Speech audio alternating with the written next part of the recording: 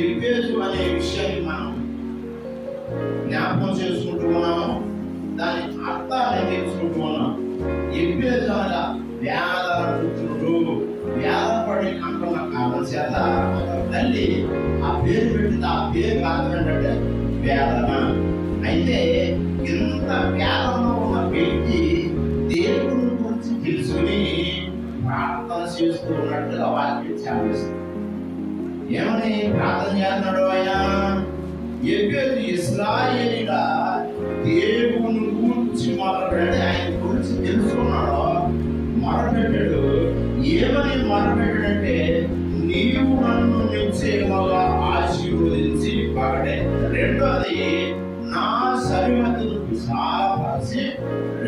మూడోది, నీ చెయ్యి నాకు తోడుగా దయచేసి. ఏమని? మూడు అనుకుంటారు. నాలుగోది, నాకు కీడు రాకుండా దానిలో నన్ను